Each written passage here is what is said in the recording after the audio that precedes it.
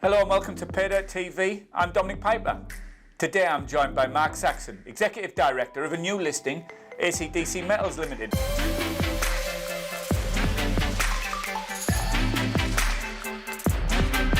Mark, thanks for joining us. Dominic, my pleasure, and great to talk to you for the first time. Mark, well, it's the first time because the company's just listed earlier today, 17th of January, $8 million IPO. Can you tell me, you've got this group of assets in the Murray Basin in Victoria. What compelled you to bring these assets to market now? Yeah, sure. And I guess it's a fairly lengthy story there that harks all the way back into the COVID times, I suppose. And first of all, a big shout out to the team that brought us through the IPO process. And we're obviously very pleased to have got through that. And as you said, just a recent listing. And so ACDC Metals, I guess the visionary there was a guy named Andrew Shearer, who you may have interviewed in the past and talked to. And Andrew, Melbourne-based geologist with a lot of experience in Victoria, South Australia, and saw the concept coming through with some associates that were owning mineral sand projects, and so accumulated that collection of projects and the idea of having a mineral sand company. And I guess that was about 1.5 years ago, sort of at the middle of COVID times.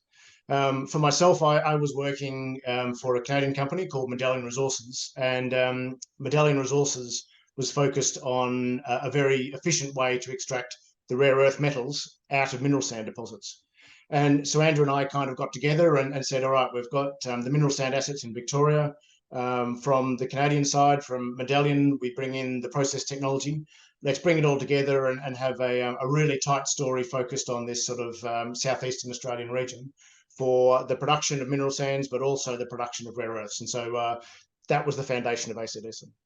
It's very nice timing then, isn't it? Because as you say, Murray Basin's well known and renowned for its mineral sands projects, but obviously we've seen such a rush of enthusiasm and interest in rare earths projects, or rare earth elements really, in the last 6 to 12 months because of the move towards a decarbonised economy and a decarbonised world. Can you explain a little bit about the technology and how it might apply to what you're doing with these projects? Yeah, sure, absolutely. And I've got a very long history in rare earths that we can touch on.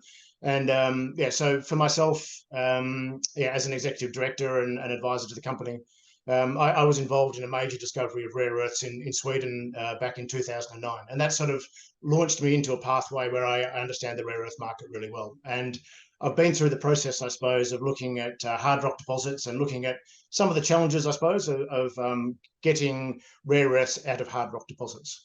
More recently, I transitioned across into how to extract it from byproducts and including mineral sands. So we're in a stage now where the energy transition is here, it's real, it's got a massive momentum. How do we extract the materials that we need efficiently, effectively, minimum environmental impact, and also in a secure kind of way? And we've been through, again, the COVID story that exposed all of the supply chain risks where they've been too focused through China. And rare earths is the classic story of a highly focused supply chain through that Chinese production. So as we move ahead and the demand for rare earth metals and cobalt and nickel and copper grows, we've got to take some of those supply chains outside of China and into places like Australia. To do that, you need better technologies. You can't take the Chinese technology and bring it into Australia.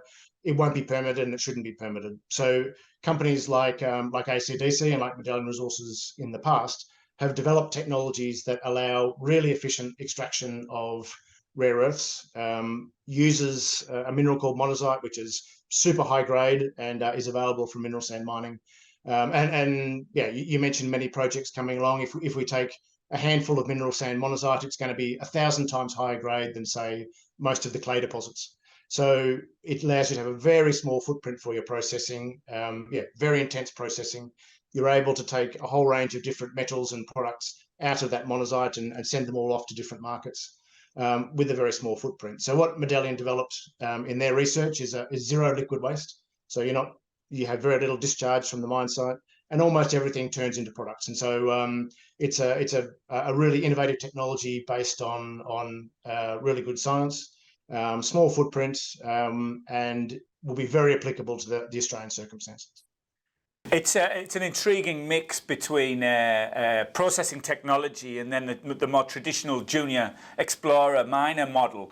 Can you explain then, you've raised $8 million in the IPO, can you explain then how you'll apply those funds? Can we expect to see more on the processing side or more on the exploration side, or a mixture of both?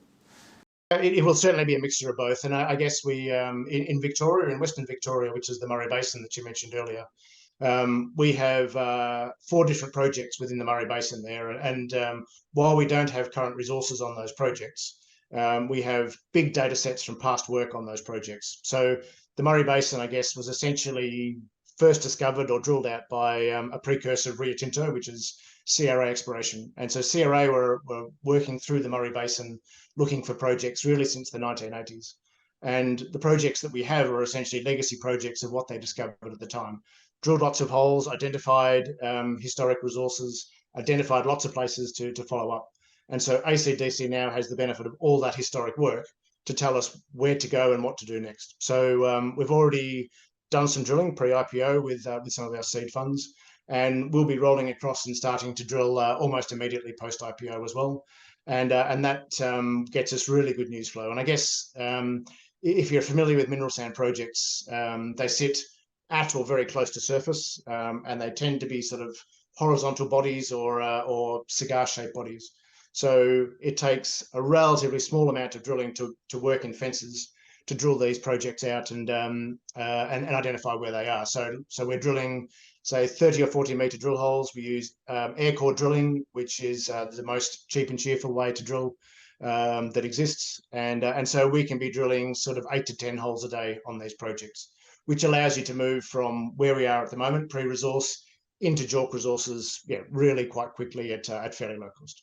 I guess, and to extend the answer there, we're doing siting studies to work out where we do the monazite processing and the rare earth processing, and then working out, making sure we've got the optimization really nailed down on how to best process the mineral sands and the monazite in parallel.